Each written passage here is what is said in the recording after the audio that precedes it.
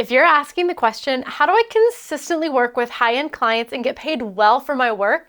In other words, how do I become a premium copywriter? Well, hang tight because the answer might surprise you. Whether you're on the road to burnout doing too much work for too little money, or every time you've tried to raise your rates, you get met with a thanks, but no thanks, or you're simply working with clients who just don't seem to value your time, your expertise, and your boundaries, this video is made just for you. Hey there, I'm Brittany McBean, and for the last 4 years, I've owned and run a premium copywriting business that charges top dollar, working with the industry's top and most decent leaders. And today I'm sharing with you the 5 things that you can go ahead and stop doing if you want to become a highly paid copywriter. So let's dive in. Number 1, stop trying to do everything yourself if you are drowning. Look, if you don't want to grow a team, hang with me here, okay? Because there are a million ways to structure and grow a business, and I'm never going to tell you to do something that does not feel right for you. If someone tells you you can only have a successful business with a team, or you never have to build a team to grow your business,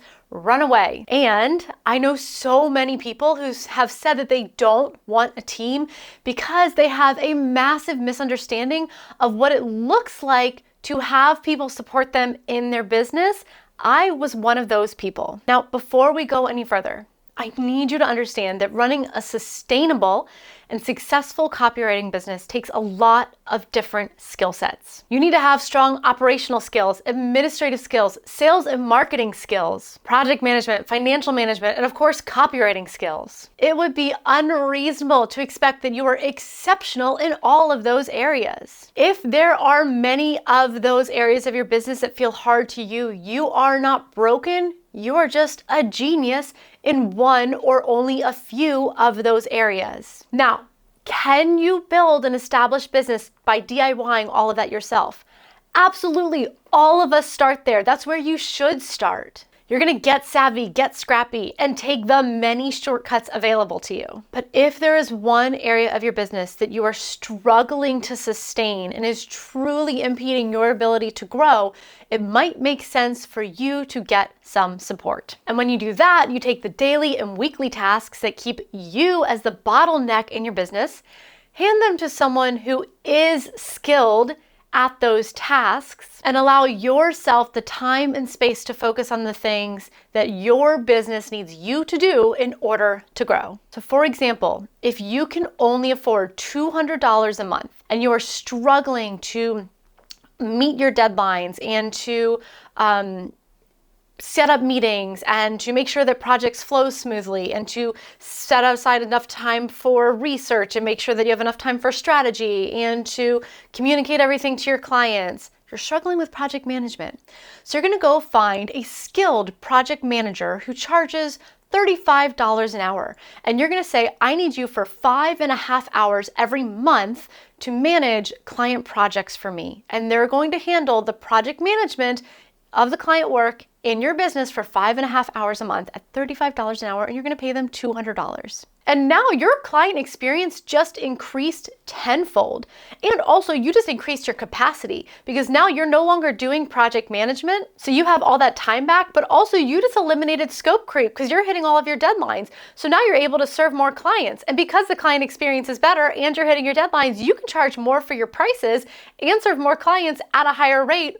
That's a lot more money in your pocket for $200 a month while paying someone really well or highly skilled person who you love working with. Working with high-end clients requires you to provide a quality experience, process, and product. If that is a struggle for you because of administrative skills, operational skills, or creative capacity, get some support in your business within your budget. All right, off the soapbox. Point number 2, stop trying to become an organized person and build a systemized business. My brain is a junk drawer. If Marie Kondo tried to sort it out, it would not spark joy for anyone. My ADHD has become a running joke at this point, but the reality is it makes it not just hard, but impossible for me to become an efficient, a productive, a focused, or an organized person. And that's deeply painful. It's incredibly discouraging. There is no amount of Pinterest hacks and Pomodoro method and time blocking and cute highlighters and planners that will give me what I need to run my business productively, cross off everything on my to-do list every day, and get done what needs to be done on my own. It's not going to happen for me, and that's not a mindset issue, it is a neurological one. Instead of trying to change your habits or change the way you function or get 1% better every day, which sounds exhausting, set up a business that runs on systems that are either automated or written, established, and set up so that you and your brain, however chaotic it is, can step inside of it and accomplish the tasks that you need to accomplish within that system every single day, day in and day out. So your business is working with efficiency and organization so that you don't have to. There's so many tools and tech and tricks and automations available to you that will make your life and your work life so much easier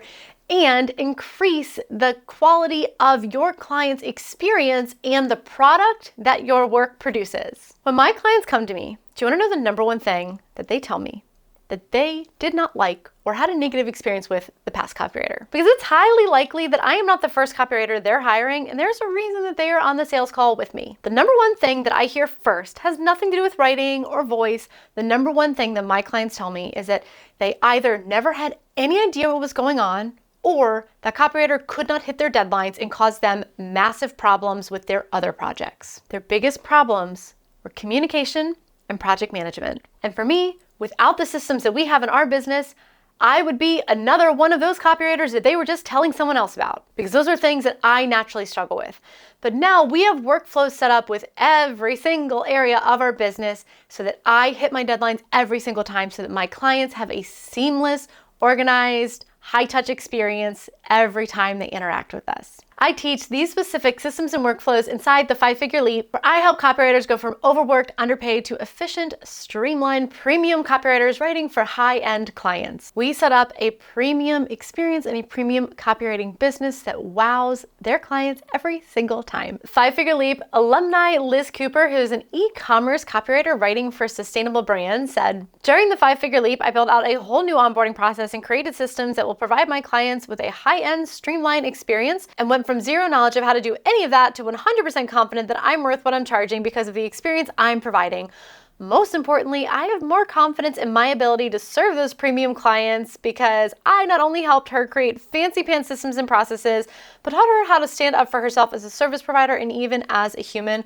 I will say I can take no credit for that. That one is all Liz, but that is what these systems and this organization inside your business, not your brain, can do for you. More often than not, your writing ability is not the thing keeping you from raising your prices. Number 3, stop assuming that other copywriters have something you don't. The only difference between the copywriter whose business you envy and yours right now is opportunity, not genius, not confidence, not personality. Do you know how many white dudes are out there making $1 million copywriting and it never occurred to them once that they couldn't do this? The truth is, all of us started scared shitless.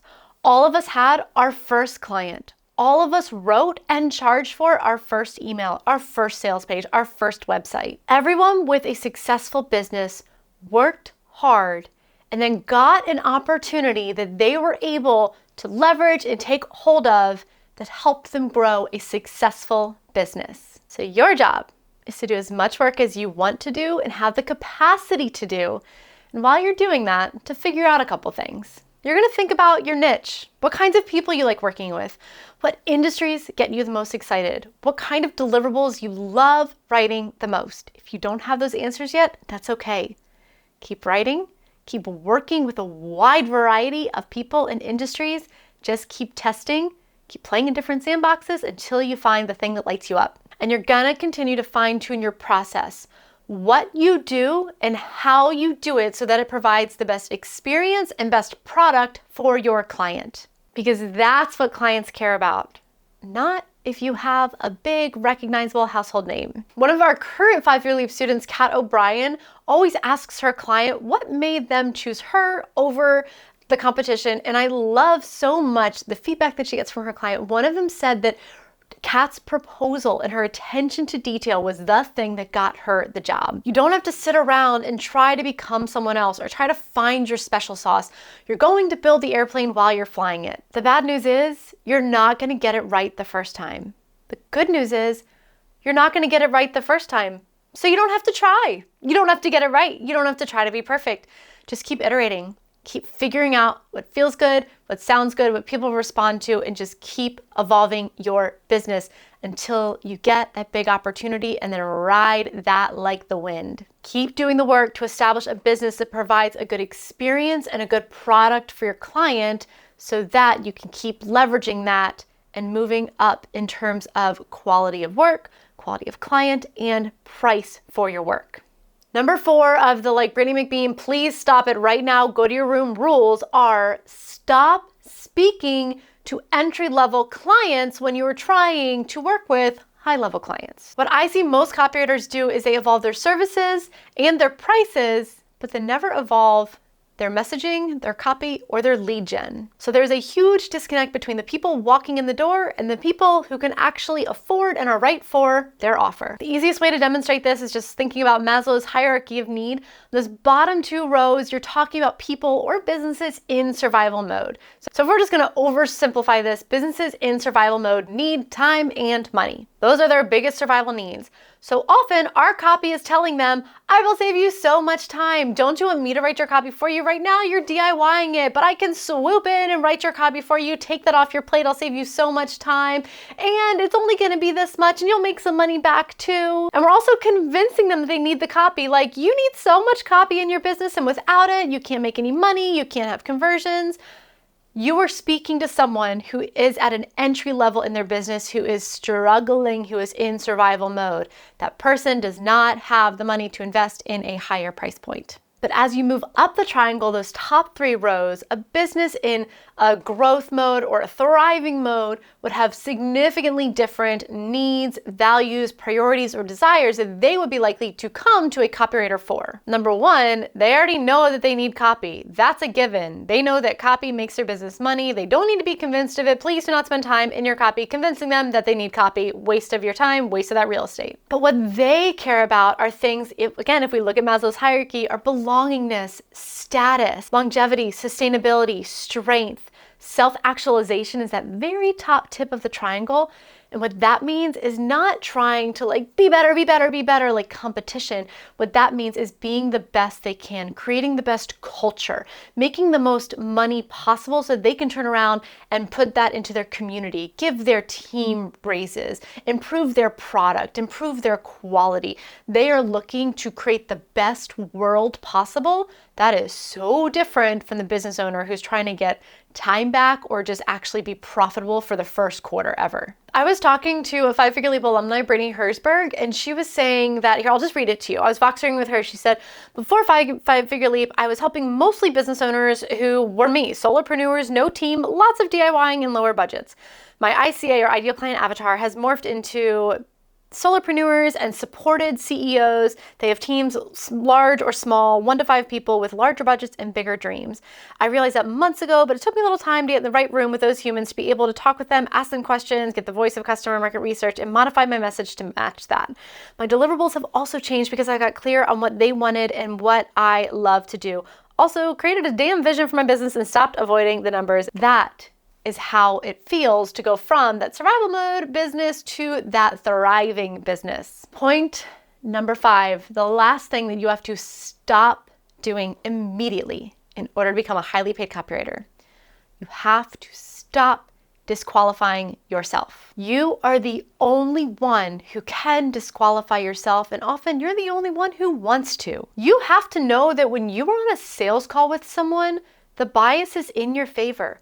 They want you to be that right person. They don't want to have to keep looking and keep looking and keep looking. They don't have time. They want to work with you. They're hoping you are the right person. And so many times when copywriters are moving out of that more entry level or even intermediate phase and moving into the more advanced stage of their business, they experience a big pivot or a big shift because there has been a significant amount of clarity.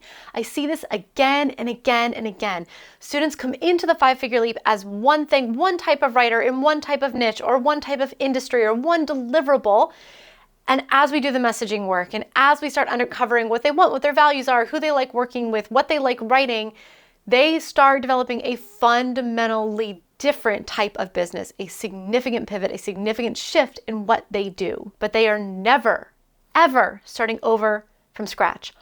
All of that experience, all of that writing, all of that work transfers. And the first thing they say is, well, I can't charge market value for this because I've never done X before. I've never written a full launch before. I've never written an ad campaign before. This is my first sales page. But really, they're coming out of years worth of experience in conversion copywriting in something else, or direct response copywriting, or they've been at an agency for 10 years and they're just starting their freelance business. But they assume because they just started freelancing that they're starting from ground zero. You are never starting from scratch. I believe in charging responsibly, being honest with your clients, letting them know where you are, not selling yourself for something that you're not. And almost every single time I've talked to a copywriter, they have more experience, talent, knowledge, intuition, instinct, and industry knowledge than they think that they do. And it is usually women, people who have been socialized as women, people who identify as women, people of color who think that they are worth less than they are, and they are wrong. If you're writing a new deliverable for the first time or a new industry for the first time, you can start at a mid-range price. You don't have to charge top dollar.